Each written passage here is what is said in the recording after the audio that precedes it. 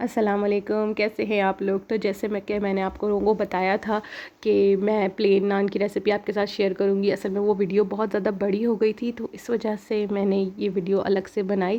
تو یہاں میں نے 2 کپ میدا لیا ہے، 1 ٹی اسپون ہی میں نے چینی لی ہے، اور 1 ٹیبل اسپون جو ہے وہ میں نے ایسٹ لیا ہے، 1 ٹیبل اسپون دہی لیا ہے، اور 1 ٹی اسپون میں نے نمک لیا ہے، اور ہاف کپ کے قریب جو ہے وہ میں نے یہاں پہ وارم ملک لیا ہے، لیکن آپ جو ہیں وہ لیجئے گا تقریباً 1 گلاس گرم دودھ، کیونکہ مجھے پھر اور الگ سے گرم پانی بھی ملانا پڑ گیا تھا، تو ضروری نہیں ہوگا آپ اسی کو ہی 1 گلاس گرم دودھ لیں گے تو اسی میں ہی آپ کا یہ آرام سے بن جائے گا۔ گرم دودھ اس لیے بول رہی ہوں کیونکہ ایسٹ ڈالا ہے، اور ایسٹ جو ہے نا وہ گرمائش میں ہی ایکٹیو ہوگا، تو اس کے ساتھ گرم دودھ ہی ڈالیے گا، اور گرم دودھ یا گرم پانی سے ہی گوندھیے گا۔ اگر آپ دودھ نہیں ڈالیں گے تو گرم پانی سے گوندھ لیجیے گا، تو بہت اچھا سا گھن جاتا ہے اور اچھا سا رائز ہو جاتا ہے ہماری جو ڈو ہے۔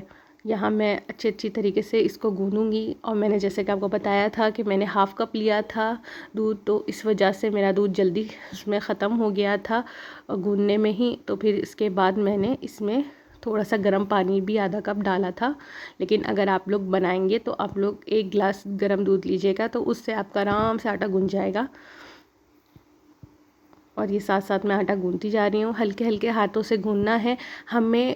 میڈیم ڈو بنانی ہے، نہ زیادہ سخت بنانی ہے نہ زیادہ نرم بنانی ہے، تو جتنا اس میں دودھ ہے اسی حساب سے اس کو ہمیں گوننا ہے، اور یہ آرام سے بن جاتی ہے۔ میں نے تھوڑی سی فرم رکھی ہے، نرم سے تھوڑی سی سخت ٹائپ کی رکھی تھی، تو اس کو میں اچھی طریقے سے گوندوں گی، اور گوندنے کا طریقہ ویسا ہی ہے۔ تو میدا ہے نا بہت جلدی ہاتھوں میں لگتا ہے، اس سے گھبرانا نہیں ہے کہ میدا لگ رہا ہے ہاتھوں میں، اس سے کچھ وہ نہیں ہوتا، بس آپ کو گوندتے جانا ہے۔ جب ہمارا جو آٹا ہے نا وہ گن جائے گا نا، تو وہ آپ کے ہاتھوں میں نہیں لگے گا، تو اسی طریقے سے بس گوندتے رہنا ہے۔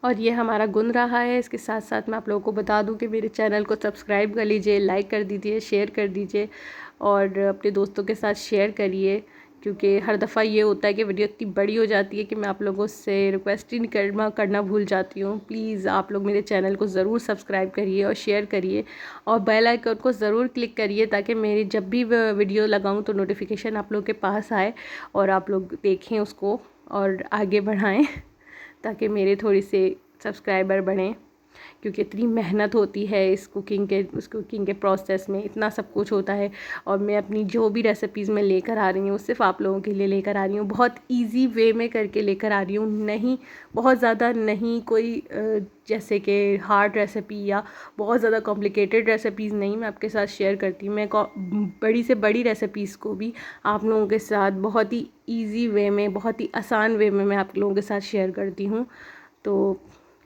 پلیز مجھے اس کا ایک وہ دیجئے، چھوٹا سا گفٹ دے دیجئے، سبسکرائب کر دیجئے، لائک کر کے مجھے ایک چھوٹے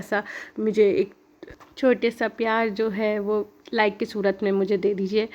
تو یہاں ہمارا جو ہے وہ گن گیا ہے، اب ہمارے ہاتھ میں چپکنا بند ہو گیا ہے، تو میں اس کو ڈھک دوں گی، اور 1 ڈیڑھ گھنٹے کے بعد اس کو نکالیں گے، تو دیکھیے ہماری ڈو جو ہے وہ رائز ہو گئی ہے، اور یہ تقریباً 1 سے 1.5 گھنٹہ میں نے رکھا ہے، اور یہ ہاتھوں میں چپک بھی نہیں رہی ہے، اور اگر ذرا سی چپکے تو اس طرح آئل لگا کے اس کو اچھی طریقے سے مولڈ کر لیجئے گا، گھما لیجئے گا، اس کو دوبارہ اچھی طریقے سے رول کر لیجئے گا۔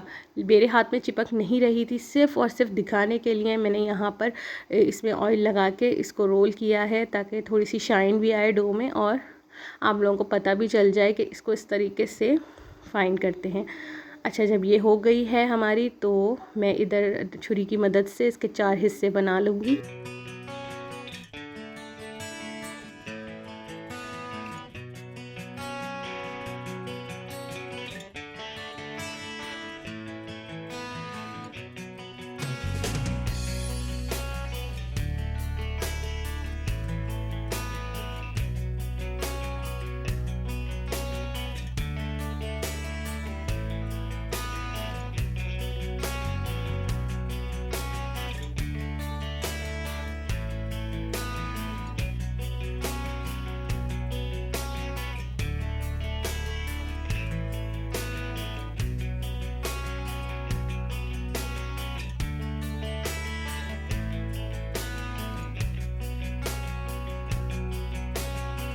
تو یہاں پر میں تھوڑا سا آئل جو ہے وہ ادھر لگا دوں گی جہاں مجھے روٹی بیلنی ہے، مطلب نان جس کو بیلنا ہے. بیلوں گی نہیں میں ایکچولی، اس کو میں انگلی کی مدد سے ہی اس کو بڑا کروں گی، انگلیوں کی مدد سے، ہاتھ کی مدد سے، کیونکہ پھر کیا ہوتا ہے وہ ڈو رائس نہیں ہو پاتی ہے بیلن سے، وہ والا ٹیکسچر نہیں آ پاتا ہے، وہ فلیٹ ہو جاتا ہے سب.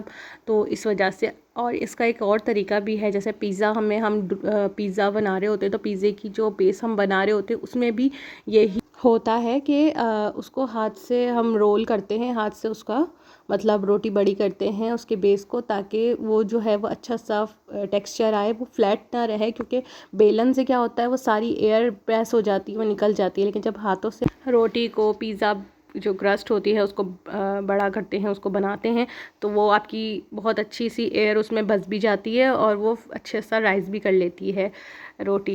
تو اسی طریقے سے یہاں پہ میں نے نان بھی اسی طریقے سے اپنے ہاتھوں سے اس کو بڑا کیا ہے نان کو. اور یہ دیکھیے اس طریقے سے اس کے اندر جو ایئر ہے وہ صحیح رہے گی، اور جب ہم اسے پکائیں گے تو وہ جو نان کا ٹیکسچر آتا ہے نا پھولا پھولا سا، وہ ویسا آئے گا آپ کے پاس.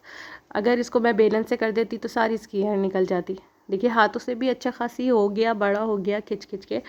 اور اس کو کھینچتے جائیں اور انگلیوں کی مدد سے اس کو پریس کرتے جائیں. اور آخر میں پھر جب یہ ہمارا جو نان ہے وہ بن کے تیار ہو گیا ہے تو پھر میں اس میں کانٹے کی مدد سے چھید کر دوں گی چاروں طرف، تاکہ ایئر جو ہے وہ کچھ باہر بھی نکلے پکاتے وقت. تو یہاں پہ میں نے توا اچھی طرح گرم کر دیا تھا، اور اس کی نشانی یہ ہے کہ جب پانی ڈالا تو وہ فوراً بھاپ بن کے اڑ گیا. تو یہ چیک بھی کرنا ہوتا ہے. اور دوسرا کہ یہ توے کو ہم سیزننگ بھی کرتے ہیں، اس سے جو ہے نا روٹی چپکتی نہیں ہے اور بہت زبردست طریقے سے ہمارا جو نان ہے نا وہ پک جاتا ہے. اچھا ادھر اس کے بعد میں نے چولہے کو میڈیم پہ کر دیا تھا، یہاں تیز تھا پھر میں نے میڈیم کر دیا تھا نان رکھ کے. اور اس کے بعد جو ہے میں نے اس پہ دیگچی کا جو ڈھکن ہے وہ رکھ دیا تھا، اور اس کو 3 سے 4 منٹ کے لیے ایسے ہی چھوڑ دیا تھا میڈیم آنچ پہ. جلتا نہیں ہے وہ، بہت اچھا سا یہ دیکھیں یہ رائز ہو جاتا ہے جب ہم اسے ڈھکتے ہیں. دیکھیں بہت اچھا سا نیچے سے پک گیا ہے. اب ہمیں اوپر سے سیکنا ہے، جس کی مدد سے یہ جو باربیکیو گرل ہوتی ہے اس پہ میں سیک رہی ہوں، اس سے چولہے پہ. تو بہت اچھا سا وہ ایک تندوری ٹیکسچر آ جاتا ہے. تو یہ سیکنے کے بعد یہاں پہ میرے پاس گارلک بٹر تھا تو میں نے اس کو اس پہ لگا دیا ہے. اگر آپ کے پاس گارلک بٹر نہ ہو تو سادہ جو بٹر ہوتا ہے نارمل بٹر، اس میں آپ اس کو پگھلا کے اس میں چاپ کیے ہوئے لہسن ڈال دیں، گارلک ڈال دیں، اور اس میں تھوڑا سا ہرا دھنیا بھی چاپ کیا ہوا ڈال دیں، تو وہ آپ کا گارلک بٹر بن کے تیار ہو جائے گا. اتنا ایزی ہوتا ہے یہ. تو یہ بن کے تیار ہو گئے ہمارے نان، اتنے سافٹ، اتنے زبردست یہ بن کے تیار ہوئے ہیں. میں نے چھوٹے سائز کے ہی بنائے ہیں، میں نے بڑے بڑے سائز کے نہیں بنائے، کیونکہ چھوٹے سائز کے ذرا صحیح رہتے ہیں، سنبھالے بھی جا سکتے ہیں. تو یہاں یہ میں اس کا ڈیمونسٹریٹ کر کے دکھا رہی تھی. اور ویڈیو کیسی لگی ضرور کمنٹ میں بتائیے گا. Thank you for watching. اللہ حافظ.